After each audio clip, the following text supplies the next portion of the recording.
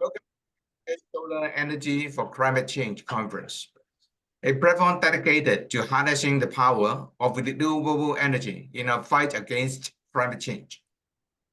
This conference is organized by CarbonCare InnoLab and funded by the Jockey Club Charities Trust. I am CM Lee, and I'm honored to be your moderator for this insightful section. The section today, we will focus on phasing out fossil fuels, investment and technology transitioning to clean energy. We have 4 distinguished speakers here today. I'll introduce them one by one as they speak. Today, our first speaker will be Gary Aransas. He is the Executive Director at Center of Energy, Ecology and Development. He is a long-term climate and environmental advocate. He has been engaged with governments, companies, and international and domestic finance institutions concerning the climate crisis and sustainability issues. And he has worked with indigenous people, communities, and civic movements in tackling human rights and natural resources and mineral management issues. Currently, his primary work concerns advancing energy transformation, ecological integrity, and people-centered development as Executive Director of the Center for Energy, Ecology, and Development. And he is also a convener for the Protect VIP Network, Power for People Coalition, and the Withdrawal from Coal. May I pass the time to you, Gary? Thank you, Chiming Lee, and thank you for CarbonCare Lab, for Innovation Lab for inviting me. It's always a pleasure to be with you guys. So I'll just focus my brief presentation. I don't have a PowerPoint, so bear with me. I will just focus on the challenges as well as the prospects, and dive more into some of the details on what's happening in the Philippines. So we work on Southeast Asia as well as a major focus on the Philippines because SEED is based in the Philippines. What we've seen in terms of major challenges is that in Southeast Asia, coal dependency is still a major challenge, with a few countries that are massively still producing coal, in particular Indonesia, because the economy is built on extraction and exporting coal. Actually, the Philippines rely heavily on imported Indonesian coal. We import around 70% of the total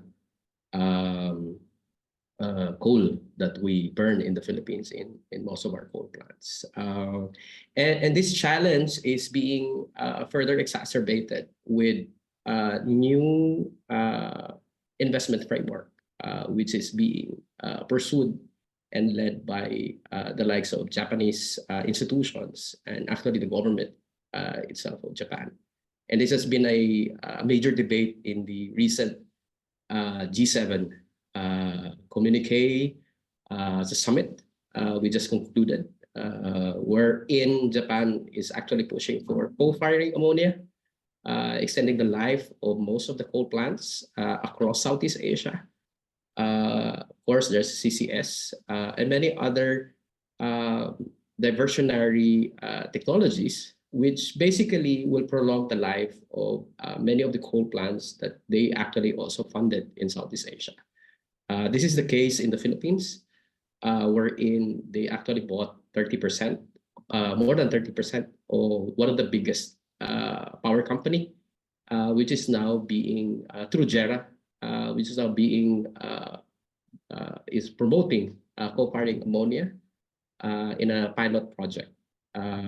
So this is one of the major challenges that Southeast Asia is facing in terms of coal phase out. But despite all this, there are numerous developments.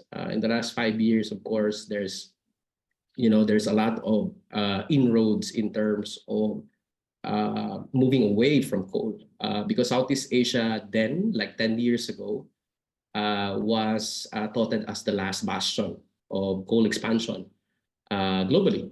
In fact, the Philippines was ninth overall in coal plant expansion in 2019. That was before the coal moratorium. So a major development in the Philippines is the coal moratorium. And despite all the debates and push to actually lift it in recent times, including just a couple of weeks ago, the government, through many engagements by stakeholders, have firmed up that the coal moratorium stays. So those are some of the key developments, including the restrictions of coal exports from Indonesia.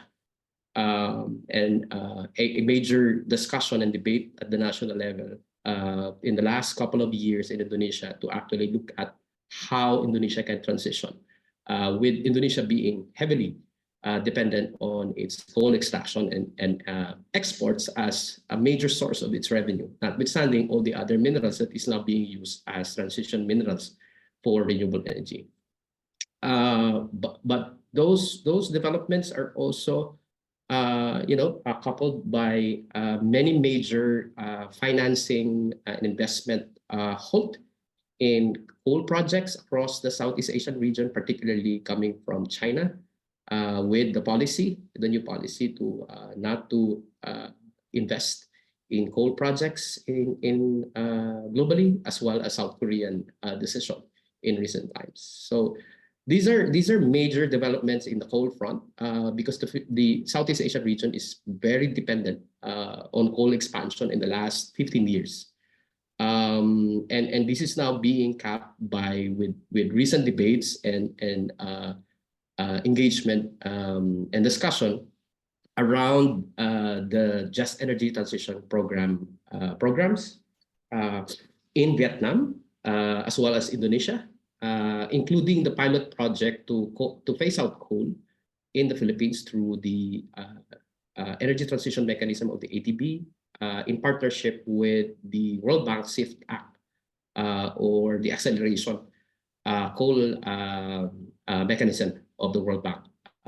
Despite all the challenges that is being faced by the programs and the mechanisms, the conversation on phasing out coal is ongoing in Southeast Asia. I think if you pick like the silver lining out of all the major challenges, like for example, we came up with a briefing on the investment roadmap for Vietnam JETP, and it turns out that most of the funding are actually high commercial loans.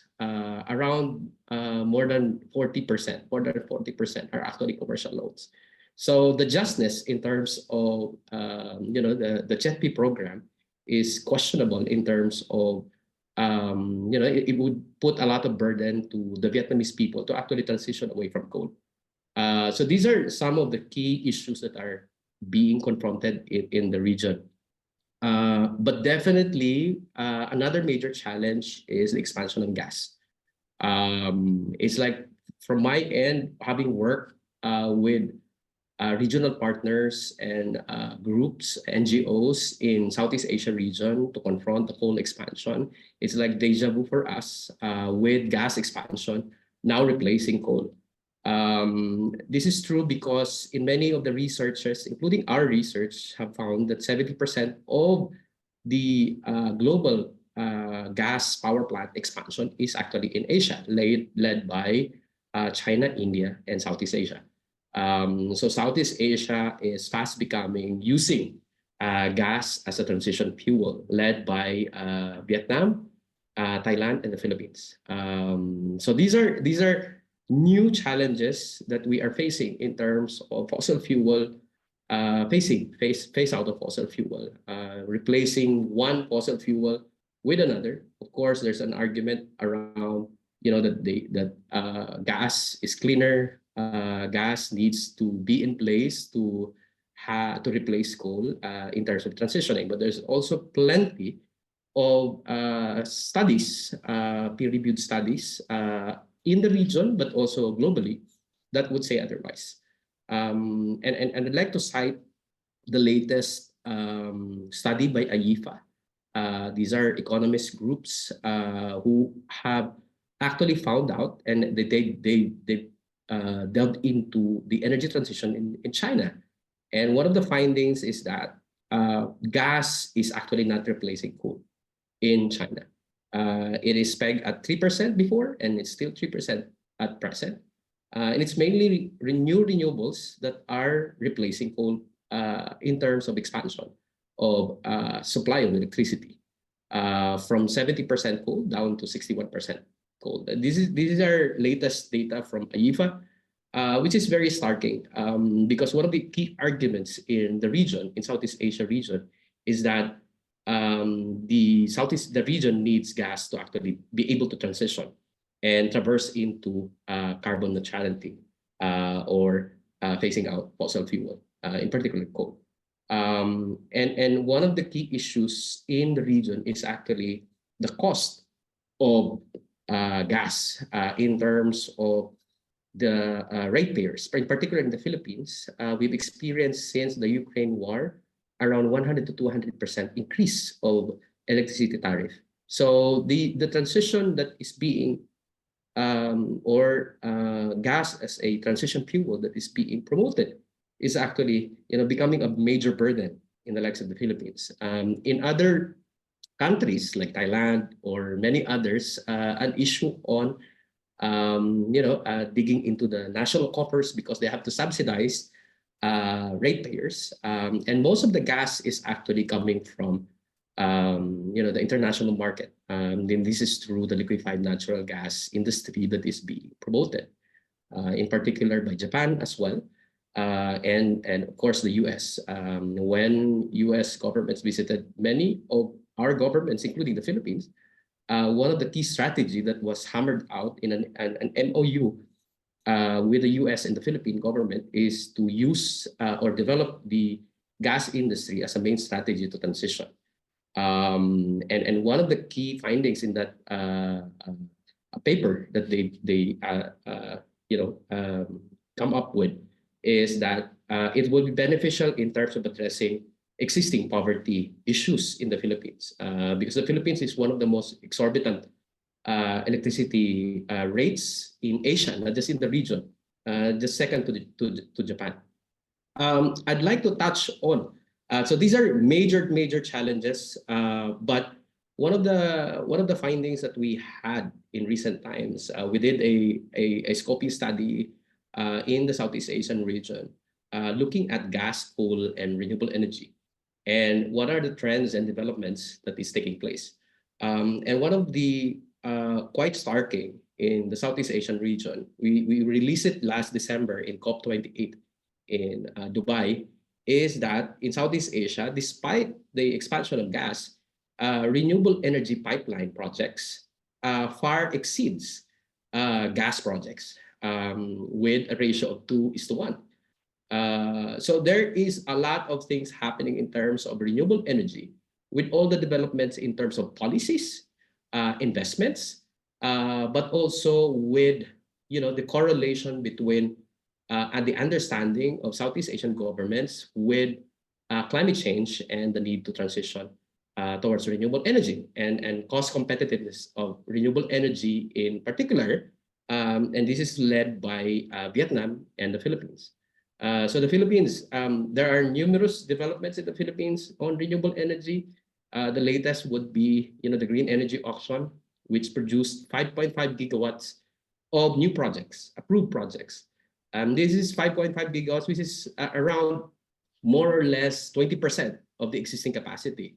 So taking into account the trajectory of the Philippines in terms of the Philippine Energy Plan, which is the clean energy scenario, one can say that if the Philippines doesn't put up new fossil fuel plants, including gas and coal, it would actually already breach its renewable energy target, not by 2030, which is 50%, But just by in the next 3 years, if the 5.5 gigawatts will actually be in place. And the Philippine government is planning to have 4 gigawatts still.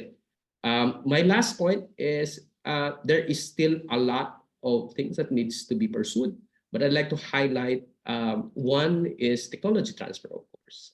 Both the industry, renewable energy industry, and governments needs to play a very critical role in North and South cooperation, but also South-South cooperation. Because we know for a fact that the East Asian economies, in particular China, is leading the charge in terms of renewable energy development globally. So the South-South cooperation in the Asian region is pretty much a key element in terms of the overall transition. Thank you. Thank you, Gary. Now we move on to the second speaker, Akshay Marker. Akshay is the founder and CEO of Climatenza Solar, a company that develops and applies concentrated solar thermal technology to generate industrial heat directly from the sun. The aim is to reduce the reliance on fossil fuels in industries by providing a clean alternative energy source. The company has offices in India, Chile, and Akshay has worked with partners in many other countries to promote solar thermal technologies. He has been awarded as one of the Forbes 30 under 30 in 2023 and recipient of many other accolades for his achievements in sustainability. May I now pass the floor to you, Akshay. Thank you. Thank you very much for inviting me. It is a pleasure to be here. And today we are going to talk about how we at Climatenza Solar are phasing out the coal. Allow me to share the screen and we will take the discussion from there on. Please let me know if you can see my screen.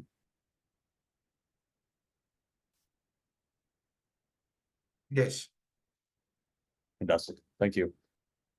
So everyone, we do understand that phasing out the coal is the need of the hour. However, there has always been concern that when we phase out the coal or any other fossil fuel, what are the potential solutions we have? So I am a person who tries to dive deeper into the problem statement to find the solution. And that's what we did way back in 2017, 2018, when I started working on the solar thermal technology, ideally to generate the same quality steam which we use by burning of the fossil fuels or the coal for the industrial process heat. And that is what we are going to discuss today. So my name is Akshay Marker and I'm founder and CEO of Climatenza Solar. Climatenza has a vision to decarbonize industries. And I'm very happy to say that we started as a company in India way back in 2018, but today we have expanded out in 9 countries and the vision remains the same. How we can decarbonize industries, how can we cut the carbon emission and improve the resilience of industries transitioning from fossil fuels to the clean heat. And that is the need of the hour. So the major question can be, why now? See, my fellow has already told that what has been the major challenges and the problems that we are dealing. So it is quite clear that the global carbon emission is increasing and coal is a major source of process heat, especially in the Asian market. In the Indian market today as well, more than 50 to 60% of the industries rely on coal. And this leads to the huge amount of the carbon emission. According to the data, this is around 24% of the global greenhouse gas emissions going from the industries only. As the concerns regarding the climate change and the volatile fossil fuel prices are increasing, especially after we have seen in the Russian-Ukraine conflict, there has been a strategic transformation how industries can move towards more sustainable and more economic solution that could lead to be a better path for the future. we believe that the solar thermal technology already has a proven and scalable path. Is just now regarding the techno-economic and sustainability of this solution. As we move ahead in this presentation, we will talk about the techno-economics and sustainability of this solution. But for now, just want to say that the solution exists and we can move towards the more scalable solution, more clean solution with the solar thermal technology. So the problem is quite clear that there is still the coal's dominance in the industrial process heat. According to the data, 38% of the industries for their industrial process heating, which includes the generating of hot water, generating of the steam, generating of hot air, and even thermal cooling, they burn a huge amount of the coal, especially in India.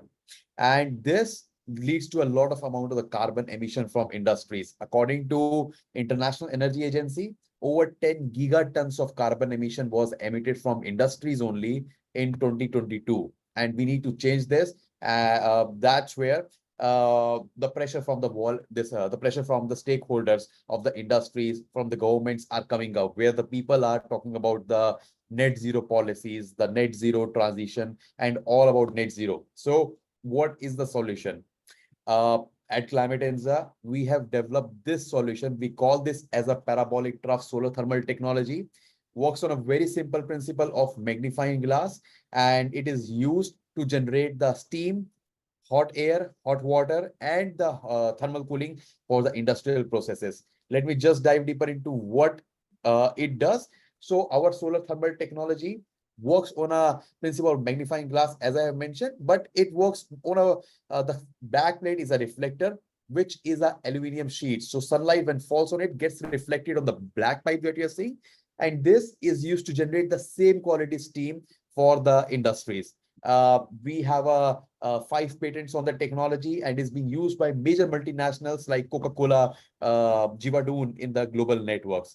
Why this technology is different and how it can be associated with the coal. So we are also working with the power plants in India, where we have told the power plants that we would generate the high quality hot water, which they usually were generating with the burning of the fossil fuels. So using that, we are not only trying to reduce the amount of the coal consumption, but we are also trying to reduce the amount of the carbon emission that is going out. So we create the hybrid system on which one side we have our parabolic trough solar thermal technology. On the other side, we have the boilers, which use the fossil fuels.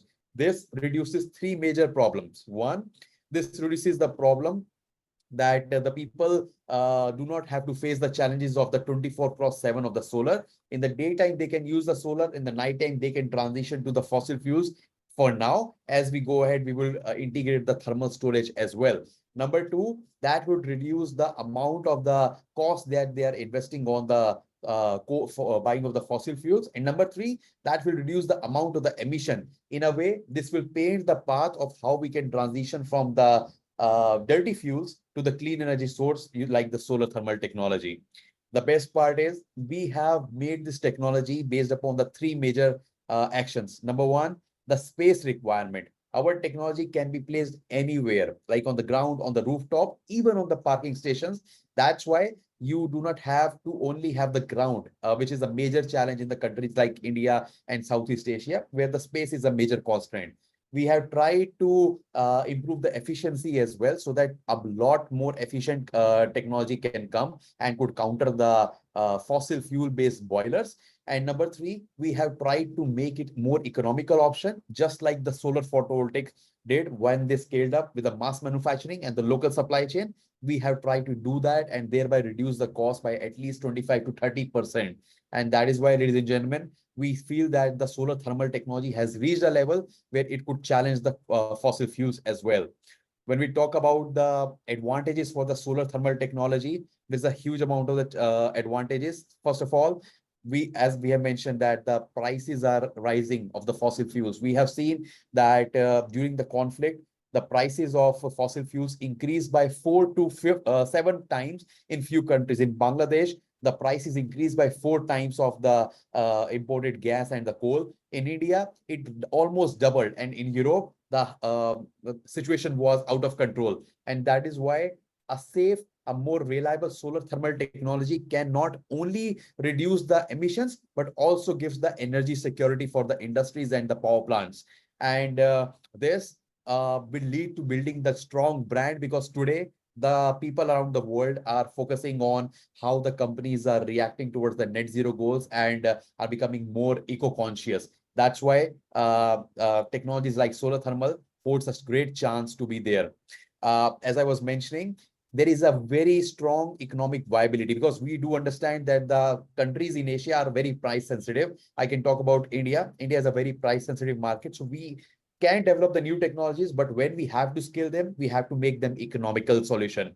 At Climate India, we have mass manufactured the solar collectors and are developing the local supply chain. But apart from that, we are also knocking the doors of the governments and the diplomats. And we have seen that in some countries, there have been the tax credits or the grants or the feed-in tariffs that have tried to reduce the cost for the end consumer. And that's why the levelized cost of heat is now getting almost there when we compare for the scaled up plants, at least the size more than 10 megawatt. We can compare the cost of the fossil fuels like the coal to be as compared to the solar thermal technology. As we move ahead, there will be a strong requirement of the policymakers to think out of the box, not only about the solar photovoltaics, but also about the new energy technologies like the solar thermal. Some countries do have implemented to how we can decarbonize their industries. This will include the carbon pricing mechanisms, renewable portfolio standards, and the tax incentives. But more and more countries should come to the picture and at least implement the carbon pricing mechanism. As we put the price on the carbon emission that is getting out of the industries, the more reliable solution can be made. And this can only happen when the policymakers get more active towards the decarbonization of industries. We do think that the strengthening of carbon pricing mechanisms will make fossil fuel more expensive. However, as per the current scenarios and as per the reports of the newspapers, we are seeing that there are still subsidies for the fossil fuels. We need to rule out that, and we need to bring the carbon pricing mechanisms. We need to invest in R&Ds to make these technologies more economical and more scalable for competing against the fossil fuels. And that is the only solution that we feel that as governments become more conscious and more scalable plants can be developed, this would surely rule out the coal in the coming years. So as we go ahead, I would like to say that we need the solutions that could rule out the coal, at least because it's a very dirty fuel, and solutions like solar thermal technology can help industries to decarbonize. Thank you very much, and I'm more than happy to answer any question. Thank you. Our next speaker is Ashel Sutton. He is a global youth ambassador, sustainable energy for all. He used to grow up in an oil city, home to one of the largest and most polluting refineries in Latin America. That's in his works. He's an energy engineer who offers solutions through consultations to promote sustainable energy action. He is a co-founder of multiple initiatives for the training and dissemination of youth sustainable energy projects. He is the author of A Guide for Young People on Sustainable Energy, an educational tool to act against climate change, created with the support of UNICEF, ARENA, and the SDG 7 Youth Constituency. He has impacted over 20,000 young energy leaders from Latin America during his career. He currently represents Latin America in his role as Youth Energy Ambassador, as I have said, in the Sustainable Energy for All and TED Countdown programs. May I have you, Asher? Hello, thank you very much. I'm very happy to be here. So thank you for joining us today for this important discussion on phasing out fossil fuels investment and technology for transitioning to clean energy. In this presentation, we will explore the crucial aspects of transitioning to clean energy, focusing on the role of investment, technological advancements, and the need of decentralized energy education. Let's begin by understanding the global need for a clean energy transition. The world is grappling with climate change, driven predominantly by fossil fuels such as coal, oil, and natural gas.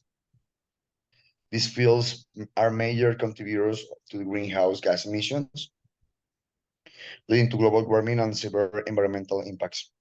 Transitioning to clean energy is essential for mitigating climate change, protecting public health, and promoting sustainable development. This transition hinges on three critical areas: investment, technology, and education.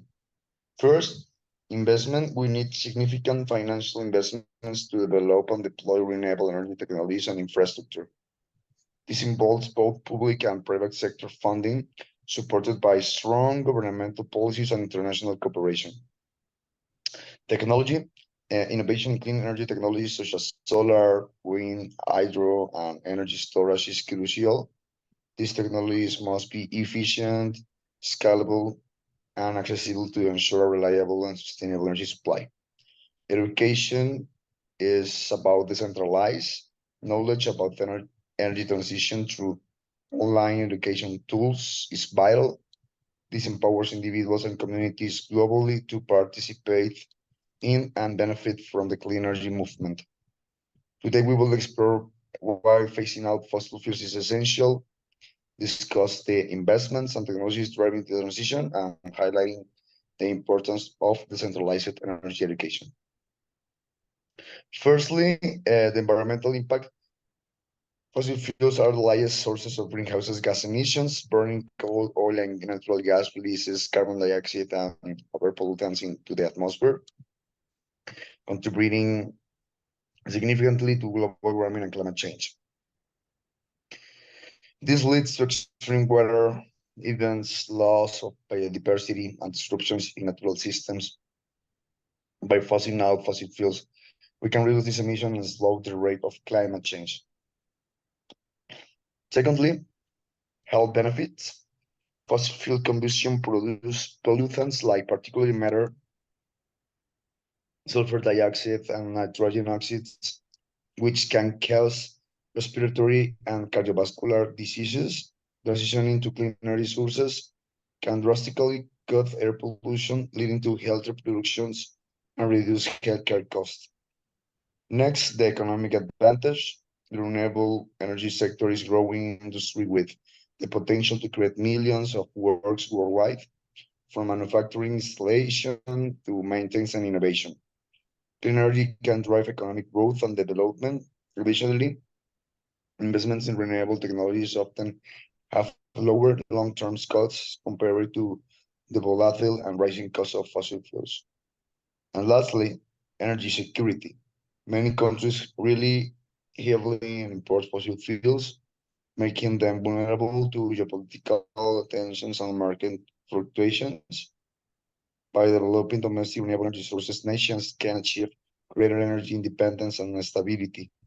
This is not only enhance national security, but also ensures a more resilient energy system. In summary, phasing out fossil fuels is essential for protecting our planet, improving public health, and boosting the economy and ensuring energy security. Let's move on the role of investment in clean energy. Government policies, for example, government plays a crucial role by implementing policies that encourage investment in renewable energy. This includes subsidies, tax incentives, regulatory frameworks that make renewable energy projects finally viable. And second, we count with private sector involvement. The private sector is equally important because businesses are increasingly recognizing the economic potential of renewable energy and investing in clean energy projects. Public-private partnerships can accelerate the development and deployment of these technologies. International cooperation. For example, global challenges require global solutions. International cooperation through initiatives like the Paris Agreement is essential for pooling resources, sharing knowledge, and funding clean energy projects in developing countries. Technological advancements are the heart of the clean energy transition. Solar, wind, hydro, and geothermal technologies have advanced significantly. These renewable sources are becoming more efficient and cost-effective, making them viable alternative to fossil fuels. About storage, one of the biggest challenges of renewable energy is intermittent in nature. Advances in energy storage technologies, such as batteries, are crucial for ensuring a reliable energy supply. Another innovation around this is smart grids, implementing advanced grid technologies, enhance efficiency, and integrate diverse energy sources. Smart grids can manage the distribution of electricity more effectively, reducing waste and improving reliability. And finally, energy efficiency. Enhancing energy use efficiency in buildings, transportation, and industry is essential. Innovations in energy efficiency technologies reduce overall energy demand and making the transition to renewable energy more feasible. Another point really important is the online education for decentralized knowledge. Education is a powerful tool for accelerating the clean energy transition. So we can discuss the importance of online education to decentralized knowledge. For example, accessibility around online courses and resources make energy education accessible to a global audience. Regardless of location, this democratizes knowledge and empowers individuals and communities. Curriculum development, we have comprehensive programs covering all aspects of clean energy transition. This can be developed of shared online. These programs should include theoretical knowledge and practical skills and case studies, and certification programs offering certifications, validate skills and knowledge in clean energy technologies. This can enhance prospects and motivate more people to pursue education in these fields. We can find like e-learning platforms, webinar and workshops, resource libraries, community forums, and we can take a look at a case of a study of the region. For example, we have Denmark has made significant strides in renewable energy. The country has invested heavily in wind energy and now generates nearly half of the electricity from wind turbines. This shift has been driven by strong government policies, public support, and private sector investment.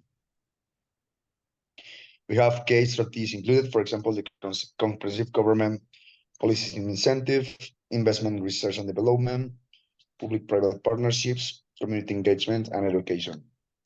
That outcomes have been impressive too.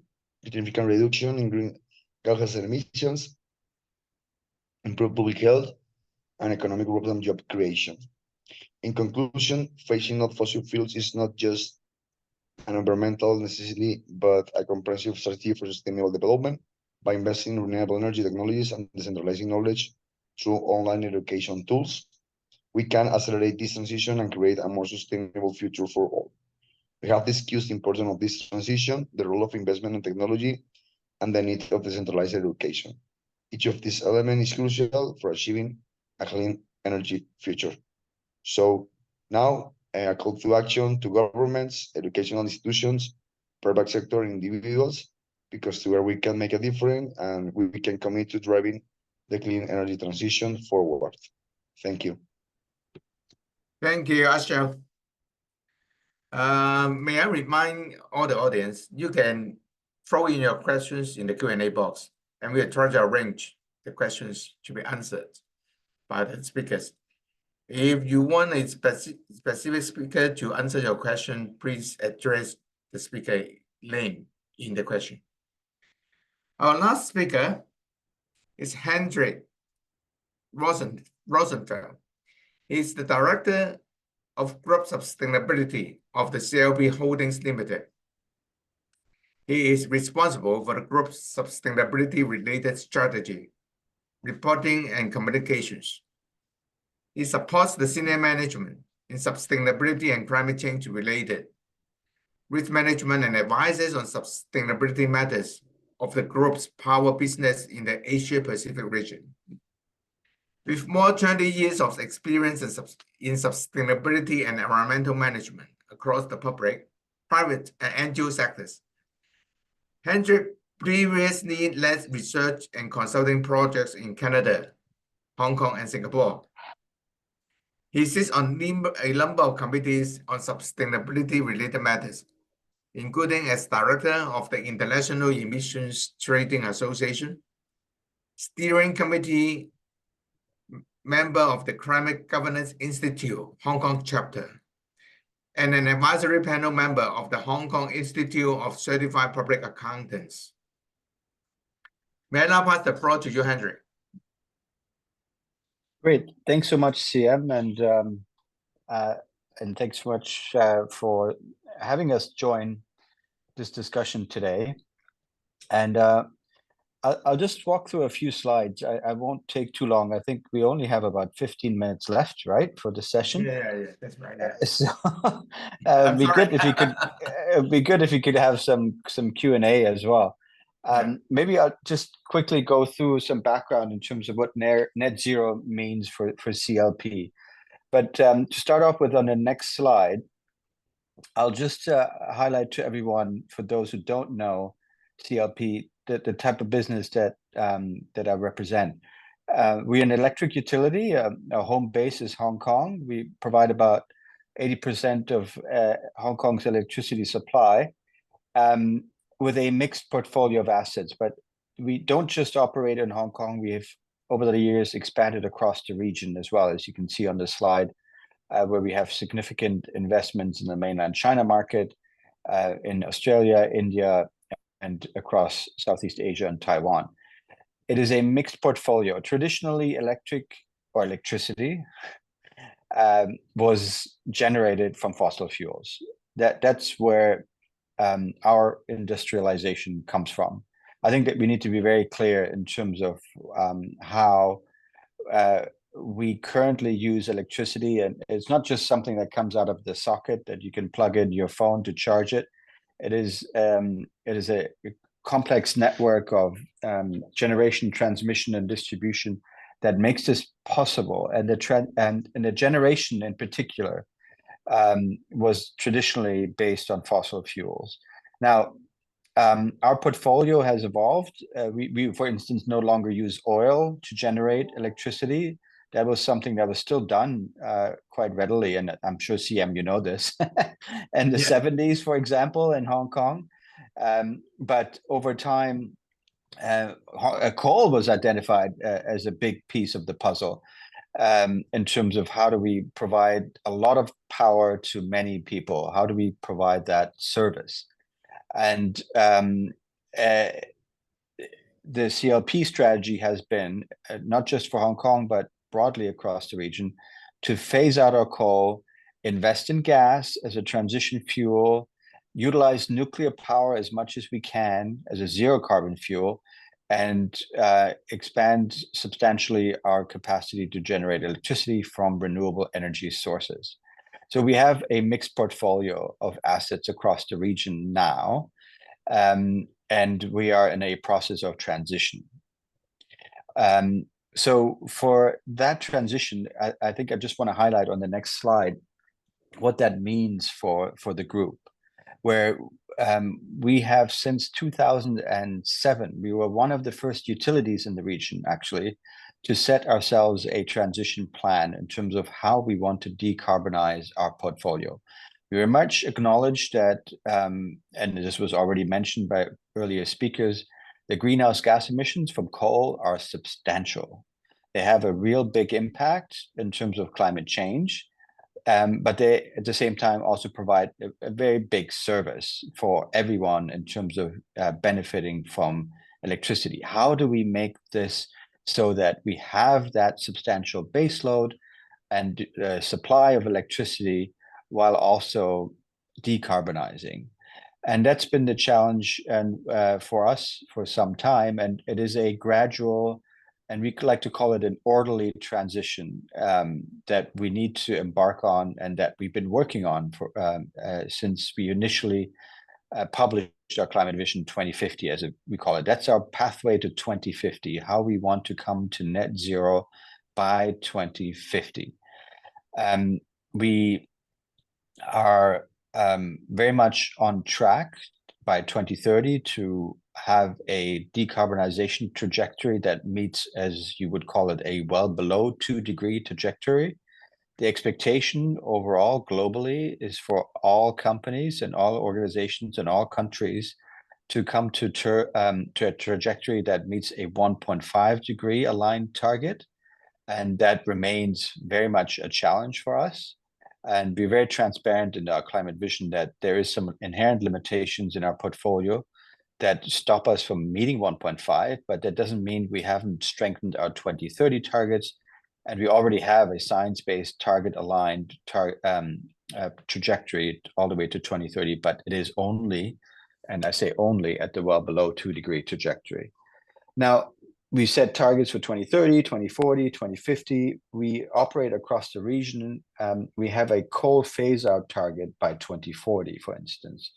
And that is, if you look at it, well ahead of what some of the markets that we operate in commit to. If you look at China, it is a 2060 net zero target that's being publicized by the Chinese government. In India, it's actually 2070. And we promise to be out of coal by 2040, at least from our portfolio perspective.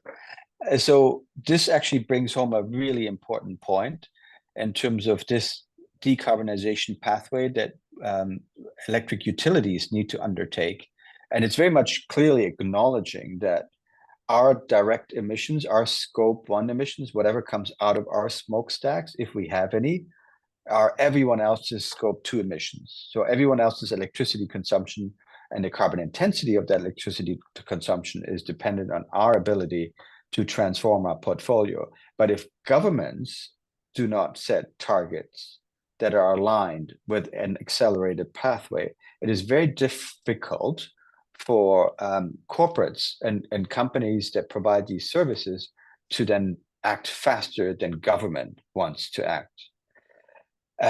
If I can just illustrate a bit more in terms of what that means on the next slide, in terms of our pathway specifically to 2050. So we're very transparent as an organization in terms of what the carbon intensity is of the electricity that we send to customers. That is our core target, our core metric that we follow from now or from even 2010, where we were sitting at 0.8.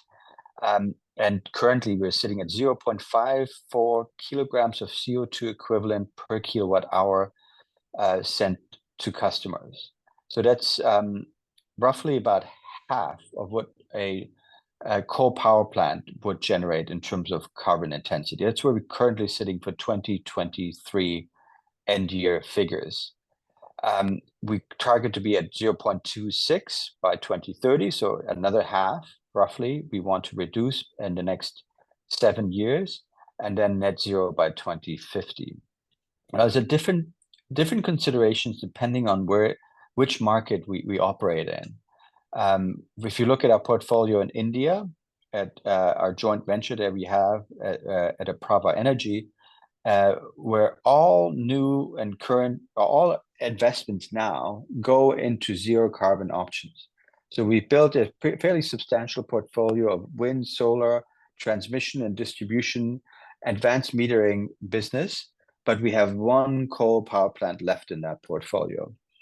And that's it's a fairly chunky piece of equipment at Jharjar Power Station. It's a fairly large power station. Sits outside Delhi, and it is an important piece of the grid. And I think this is really important to remember, where in terms of, if you look at the India market specifically, the growth for demand is double digits annually. The growth for electricity is in a double-digit territory. We are, as an entity, investing as much as we can, as much as we have available, in building out renewables. The market, broadly speaking, literally renewables are being built as fast as the market can deliver in terms of supply chain and putting solar panels on the ground or wind turbines in the air. So for us then to turn around and say this is a fairly new asset, it's about 12, 15 years old at this juncture. So from a technology perspective and sort of from an emissions perspective is one of the better or best plants you could have from a coal perspective, right?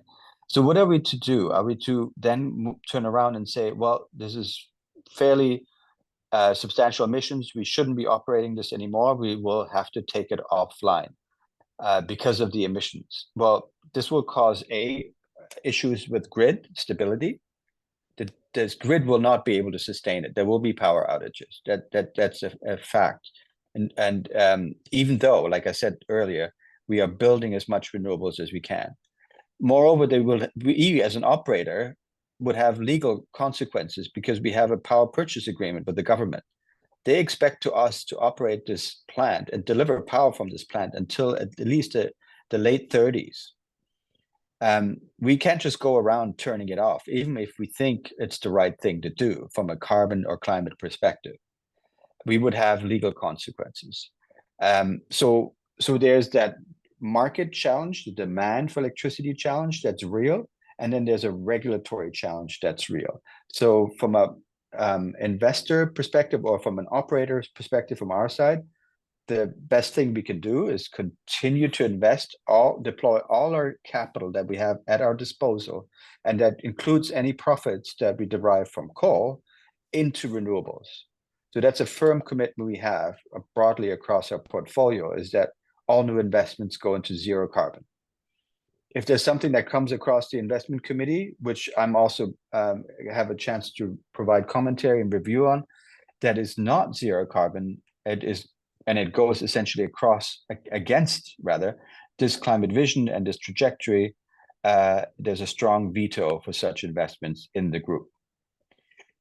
So I just wanted to illustrate some of the challenges, the realities, and I can go on market by market. In Australia and China and Hong Kong, the challenges are all different.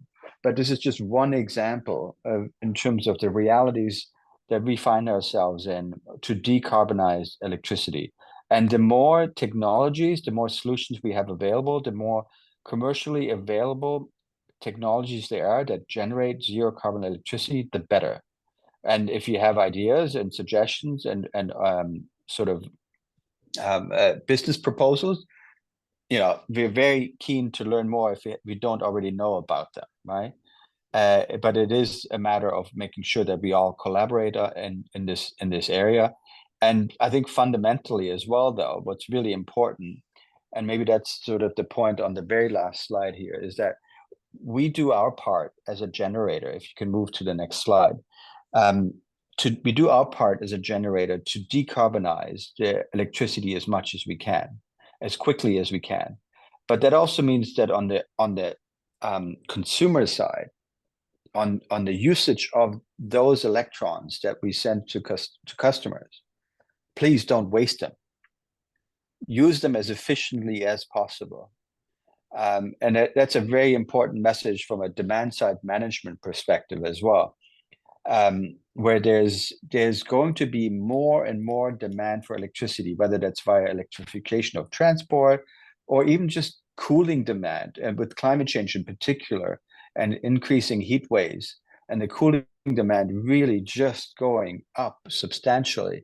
The growth for electricity demand will continue. And there's only so much investments we can make, and any country can make, any organization can make. And we need to make sure that all that is zero carbon, but that also then means that we shouldn't be wasting at the source of consumption any of those electrons that come forward. So maybe that's just my sharing here. I'll leave you still 5 minutes CM for questions. Thank you, Hendrik. I think I thank you all the speakers. I think it's a very meaningful section. We have a speaker from a big power company. We have advocates for the of the NGOs, and then we also have a young and rising industry maker, the solar thermal. I think all the speakers have spoken on one subject. It's about the government setting very clear targets. Do the speakers think that governments currently set targets that are clear enough for the industry to follow? Or they're just setting very big and long-term targets like, okay, 2050, we have a carbon neutrality. That's something which is long enough for you to follow.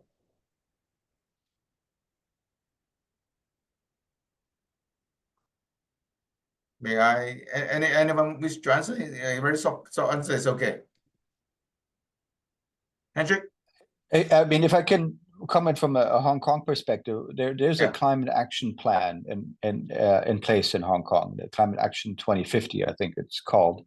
And it sets out some clear targets in terms of the different parts of the puzzle that need to change. And that goes back to a big chunk going to the utilities, but also acknowledging that buildings, being the main consumer of electricity, and energy efficiency is a big part of that puzzle, but then also transport and the electrification of transport and the move towards at least new energy vehicles to deliver zero carbon or zero emissions vehicles. I think that's all relatively clear. And ending in 2050 at net zero is a clear target. But the in-between part, there's still some work that's on both sides, the power companies as well as the government, in terms of how do we actually deliver that. As mentioned earlier, we're in the middle of phasing out our coal plants, and here in Hong Kong as well, to close our Castle Peak station in the coming years. A substantial portion of that is replaced with natural gas. So we made big investments in a transition fuel, the natural gas receiving terminal, natural gas combined cycle turbines that we've put on stream just very recently. That helps us to decarbonize. A substantial portion, so a quarter of the electricity in Hong Kong is currently coming from nuclear sources. About half currently comes from this natural gas. We are down in this 10% range, 10 to 15 to 20% range for coal. That needs to come down further. Renewables, we've enabled that here in Hong Kong as well, in terms of having distributed renewable via a feed-in tariff scheme, but having large scale centralized wind farm, for instance, which we proposed here for the government to build, was still considered as an expensive addition to Hong Kong and to the grid here in Hong Kong. So as much as we sometimes want to decarbonize quicker, there still needs to be that acknowledgement and buy-in from all sides in terms of how do we pay for this transition, and that impacts the rates we pay for electricity, as well as then having that agreement with government. So the transition for us in Hong Kong is then to move away from gas to zero carbon fuels. And at the moment, it is green hydrogen that we see as a possible option for us. And but again, this is not something in an immediate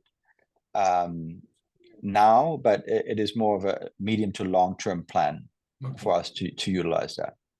Okay, thank you, Gary. I think we have a very meaningful section. I'm sorry that we can't have more discussion because I was told that we have to be punctual. I would think that maybe the speakers can visit the Q&A box. Some of questions have addressed to specific speakers, and if possible, maybe they can provide the answers there to the audience. Is it okay? So I will just end the section here, and thanks all for the participation. Thank you.